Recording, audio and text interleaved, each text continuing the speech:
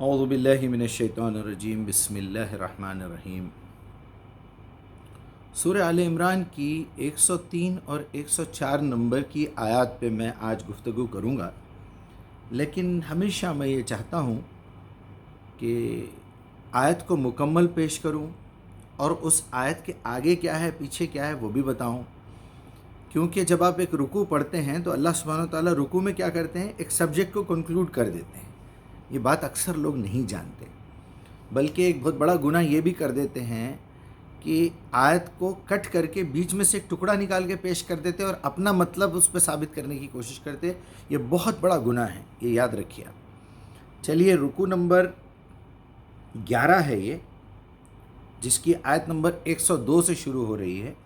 یا ایھا الذین آمنوا اتقوا اللہ حق تقاتہ، ایمان والو پرہیزگاری اختیار کرو اللہ کے لیے جیسا کہ اس کے لیے تقوی یعنی پرہیزگاری کرنے کا حق ہے، حق تقاتہ ولا تموتن الا وانتم مسلمون۔ دیکھو تم کو موت نہ آئے مگر اس حال میں کہ تم اللہ کے فرما بردار رہو۔ یہاں ترجمہ بھی میں پڑھ دیتا ہوں۔ اے لوگو جو ایمان لائے ہو، اللہ سے ڈرو ہے۔ میں ڈرنے کو پسند نہیں کرتا، یہ وہاں تقوی اختیار کرو کا مطلب یہ ہے اللہ کے لیے پرہیزگاری اختیار کرو، برائیوں سے بچو، جیسا کہ اس سے ڈرنے کا حق ہے، تم کو موت نہ آئے مگر اس حال میں کہ تم مسلم ہو۔ اب آئیے آیت نمبر 103 پہ، وَاعْتَصِمُوا بِحَبْلِ اللَّهِ جَمِيعًا وَلَا تَفَرَّقُوا۔ اب دیکھیے وہاں تقوی اختیار کرو اور تم کو موت نہ آئے مگر اس حال میں کہ تم مسلم ہو۔ کیا مطلب ہے کہ جیسا ہی آپ نے فرما برداری میں، مسلمانوں میں، قرآن میں، دین میں، اسلام میں کوئی فرقہ بنایا تو آپ باہر نکل جائیں گے، یہ بتا رہے اللہ تعالیٰ۔ وَلَا تَمُوتُنَّ إِلَّا وَأَنْتُمْ مُسْلِمُونَ۔ یا ایھا الذین آمنوا سے بات شروع ہو رہی، اتقوا اللہ حق تقاتہ، تقوی اس طرح اختیار کرو جیسا کہ اس کے اختیار کرنے کا حق ہے۔ وَلَا تَمُوتُنَّ إِلَّا وَأَنْتُمْ مُسْلِمُونَ وَاعْتَصِمُوا بِحَبْلِ اللَّهِ جَمِيعًا وَلَا تَفَرَّقُوا۔ اللہ کی رسی یعنی قرآن کو مضبوطی سے تھامے رکھو، فرقوں میں نہ بٹ جانا۔ وَاذْكُرُوا نعمت اللہ علیکم، دیکھو یاد کرو یہ جو نعمت تم پہ اللہ نے نازل کی ہے، یہ ہے اللہ کی رسی۔ فَاذْكُرُوا نعمت اللہ علیکم اذ کنتم اعداء، جبکہ تم ایک دوسرے کے دشمن بن گئے تھے۔ الف بین قلوبکم، اس کتاب کے ذریعے سے اللہ تعالیٰ نے تمہارے دل جوڑ دیے۔ فاصبحتم بنعمتی اخوانا، اور اپنی ایسی رحمت کو نچھاور کر دیا کہ تم بھائی بھائی بن گئے اس کتاب کے ذریعے سے۔ وکنتم علی شفا حرف من النار، تم تو آگ کے ایک ایسے گڑھے کے قریب پہنچ گئے تھے، بالکل فرقوں میں پڑھ کے تم بالکل آگ کے قریب، آگ کے گڑھے کے قریب، یعنی جہنم میں جانے کا تمہارا فیصلہ ہو چکا تھا کہ تمہیں جہنم میں بھیجنا ہے۔ من النار فانقذاکم منہا، پھر اس کتاب نے تم کو یا پھر اللہ تعالیٰ نے تم کو اس آگ کے گڑھے سے بچا کے کھینچ کے لے کے آیا۔ کذالک یبین اللہ لکم آیاتہ لعلکم تہتدون، اسی طرح ہم اپنی آیات، ہماری نشانیاں، ہمارا کلام واضح طور پہ بیان کرتے ہیں، کھول کھول کے بیان کرتے ہیں تاکہ تم کو ہدایت مل جائے، کیونکہ ہدی للمتقین ہے۔ اب آئیے 104 پہ، وَلْتَكُن مِّنكُمْ أُمَّةٌ يَدْعُونَ إِلَى الْخَيْرِ وَيَأْمُرُونَ بِالْمَعْرُوفِ وَيَنْهَوْنَ عَنِ الْمُنكَرِ وَأُولَٰئِكَ هُمُ الْمُفْلِحُونَ، اور تم میں ایک جماعت ایسی ضرور ہونی چاہیے۔ دیکھیے وہاں فرقے کا لفظ ہے، وَاعْتَصِمُوا بِحَبْلِ اللَّهِ جَمِيعًا وَلَا تَفَرَّقُوا، اور یہاں امت کا لفظ ہے۔ وَلْتَكُن مِّنكُمْ یعنی تم میں سے ایک جماعت تو ایسی ہونی ہی چاہیے جس کا 24 آورز کام یہ ہو۔ وہ کیا ہے؟ يَدْعُونَ إِلَى الْخَيْرِ۔ اچھا یہاں یا ایھا الذین آمنوا سے بات نہیں ہو رہی، دیکھیے آپ، پوری انسانیت سے بات ہو رہی ہے کہ تم میں سے ایک جماعت، ایک امت یعنی امت مسلمہ ایسی ہونی چاہیے جس کا کام کیا ہے؟ بھلائی کی طرف دعوت دے۔ یدعون الی الخیر، جو دعویٰ، دعا، یدعون الی الخیر بھلائی کی طرف بلائے، یأمرون بالمعروف اور اسلامی حکومت قائم کرے۔ وہ باتیں جو پہلے سے تمہارے اندر معروف ہیں، جو جانتے ہو تم کہ یہ بھلائی ہے اور یہ برائی ہے، تو بھلائی کی طرف حکم دے۔ وَيَنْهَوْنَ عَنِ الْمُنْكَرِ، جس کا انکار تمہارا ضمیر کر رہا ہے اس سے روکے۔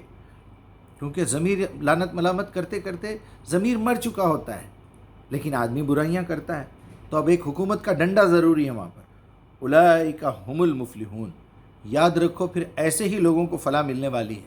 اگر یہ کام نہیں کرو گے برباد ہو جاؤ گے۔ وَلَا تَكُونُوا كَالَّذِينَ تَفَرَّقُوا وَاخْتَلَفُوا، دیکھو ایسے لوگوں میں سے نہ ہو جانا جنہوں نے فرقے بنائے اور آپس میں اختلافات کرتے رہے۔ مِن بَعْدِ مَا جَاءَهُم بَيِّنَاتٌ، جبکہ ان کے پاس کھلی ہوئی آیات بینات نشانیاں آ چکی تھیں۔ وَأُولَئِكَ لَهُمْ عَذَابٌ عَظِيمٌ، اور ایسے ہی لوگوں کے لیے عذاب عظیم ہے۔ پچھلی آیت میں کیا بتایا 104 میں؟ وَأُولَئِكَ هُمُ الْمُفْلِحُونَ، اور یہاں بتا رہا ہے وَأُولَئِكَ لَهُمْ عَذَابٌ عَظِيمٌ، بڑا خطرناک عذاب آنے والا ہے ان کے اوپر۔ اب 106 میں یوم تبیض وجوہ وتسود وجوہ، تبیض وجوہ بیض یعنی ابیض، گورے کو کہتے ہیں یعنی سفید رنگ۔ وہ دن ایسا ہوگا جس دن لوگوں کے چہرے سفید ہوں گے، چمک رہے ہوں گے۔ وہ تسود وجوہ، اسود کہتے ہیں کالے کو، جیسے حجر اسود، اور کچھ لوگوں کے چہرے کالے ہوں گے۔ فَأَمَّا الَّذِينَ اسْوَدَّ وُجُوهُهُمْ، اور جن لوگوں کے چہرے کالے ہوں گے، اکفرتم اکفرتم بعد ایمانکم، دیکھو انہوں نے ایمان لا کے پھر سے کفر کیا، یعنی مسلمان ہو کے پھر فرقے بنائے۔ فذوقوا العذاب بما کنتم تکفرون، اب چکھو مزے اس عذاب کے، اس عمل کے بدلے میں جو تم نے کیا ہے یعنی جھٹلایا ہے۔ وَأَمَّا الَّذِينَ ابیضت وجوہہم، اور جن لوگوں کے چہرے چمکتے ہوں گے، سفید ہوں گے، ففی رحمت اللہ، اللہ کی رحمت سے، ہم فیہا خالدون، اور وہ ہمیشہ جو ہے رہیں گے ویسے ہی۔ تلک آیات اللہ نتلوہا علیک بالحق، اے نبی اب یہ جو آیات ہم تم کو سمجھا رہے ہیں، نتلو ہے، پڑھ کے سناتے ہیں، سمجھاتے ہیں۔ وَمَا اللَّهُ يُرِيدُ ظُلْمًا لِلْعَالَمِينَ، اللہ تعالیٰ دنیا والوں پر ظلم کرنے کا کوئی ارادہ نہیں رکھتا۔ اب آخری آیت 109، وَلِلَّهِ مَا فِي السَّمَاوَاتِ وَمَا فِي الْأَرْضِ وَإِلَى اللَّهِ تُرْجَعُ الْأُمُورُ۔ اب یہ جتنے جھگڑے، یہ جتنی پنچادیں، اور یہ جو فرقے بنا کے ایک دوسرے کو کافر اور یہ کر رہے ہیں، یہ سارے معاملات اللہ ہی کی طرف پلٹنے والے ہیں، کیونکہ وہ ساری چیزوں کا مالک ہے۔ یہ رکوع نمبر 11 ہے۔ میں اس سے پہلے بھی اس موضوع پہ بول چکا ہوں، یاد رکھیے اگر آپ اپنے گروپ کا نام اہل سے شروع کر رہے ہیں تو اس کا مطلب وہ فرقہ ہے۔ اگر آپ اپنے گروپ کا نام جماعت سے رکھ رہے ہیں تو وہ امت ہے۔ یہ اچھی طرح سمجھ لیجئے یہ بات کو۔ اچھا، اب دوسرا پہلو دیکھیے، میں نے کئی فرقے ایسے دیکھے ہیں جس کے اندر کام کرنے والے لوگ انتہائی معتدل دماغ کے ہیں، حالانکہ ان کے اندر کسی قسم کی کوئی کنٹروورسی، الٹی سیدھی بحثیں کرنا، کسی کو کافر بول دینا، کسی کو کچھ کر دینا، ایسا نہیں ہے۔ وہ بڑے معتدل ہیں، وہ سیدھی سیدھی دعوت دیتے ہیں، اچھائی کی، بھلائی کی طرف بلاتے ہیں۔ کچھ جماعت نام کی ایک گروپ ہے، اس کے اندر میں نے بڑے متشدد لوگ بھی دیکھے ہیں، وہ اصل میں فرقہ پرست ہے، وہ غلط گروپ جوائن کیا ہوا ہے، اس کو وہاں ہونا چاہیے اور وہاں کے لوگوں کو یہاں ہونا چاہیے۔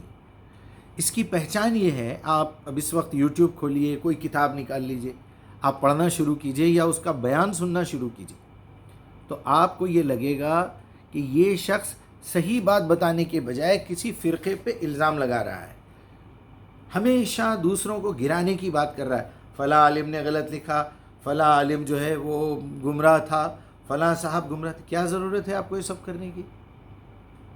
وہ عیسیٰ کے نام پہ ایک آدمی اٹھ گیا اور وہ خاتم النبیین کا یہ ہو رہا ہے، وہ ایسا ہو رہا ہے۔ آپ کو کیا کرنا ہے جناب ان چیزوں سے؟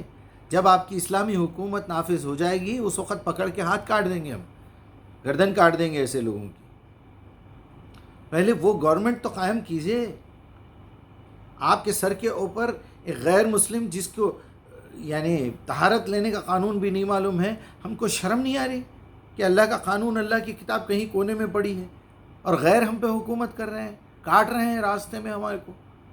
ہم تو امن پھیلانے کے لیے آئے ہیں، ہم تو شانتی پھیلا رہے ہیں، ہم تو بتا رہے ہیں کہ دیکھو سب کو امن ہونا چاہیے۔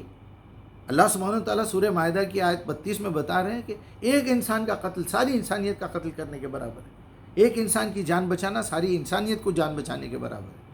کوئی معمولی کام ہے کسی کی جان لینا؟ لیکن ایک آدمی جب معصوم لوگوں کی جان لے رہا ہے، فساد پھیلا رہا ہے، تو کیا گورنمنٹ اس کو سزا نہیں دیتی؟ کیا ریوالور پولیس والے کے پاس نہیں ہوتی؟ کیا میزائل گورنمنٹ کے پاس نہیں ہوتے؟ تو یہ انہی کے لیے استعمال کیے جاتے ہیں جو انسانیت کے دشمن ہیں، جو فرقے ڈالتے ہیں، جو گروپس بنا کے الگ الگ بانٹنا چاہتے ہیں انسانیت کو۔ ایسوں کو تو مارنا ضروری ہے۔ خیر، آپ یہ سمجھیے اچھی طریقے سے کہ فرقہ کیا ہے اور جماعت کیا ہے۔ فرقے کو اہل کا لفظ استعمال کیا جاتا ہے، جماعت کے لیے امت کا لفظ استعمال کیا جاتا ہے۔ دیکھیے وہاں 103 میں وَاعْتَصِمُوا بِحَبْلِ اللَّهِ جَمِيعًا، اللہ کی رسی کو، اس رسی کے اندر 3 حصے ہیں۔ یہ لکھی ہوئی کتاب، اس کے سمجھانے کا نبی صلی اللہ علیہ وسلم کا طریقہ جو احادیث میں ہے، اور آپ صلی اللہ علیہ وسلم کا عمل جسے سنت کہتے ہیں، یہ تینوں ڈوریوں کو ملا کے ایک رسی بنتی ہے۔ یا تو آپ حدیث کا انکار کر دے رہے ہیں، یا آپ سنتوں کا انکار کر دے رہے ہیں، یا آپ قرآن کا انکار کر دے رہے ہیں۔ اپنی جھوٹی حدیثوں کو ثابت کرنے کے لیے، جھوٹی روایات کو ثابت کرنے کے لیے قرآن کی آیت کا انکار کر دے رہے ہیں۔ آپ قرآن کو اس طرح پکڑے ہوئے ہیں کہ قرآن سے میچ ہوتی ہوئی کوئی روایت بھی آ رہی تو آپ اس کو جھٹک دے رہے ہیں۔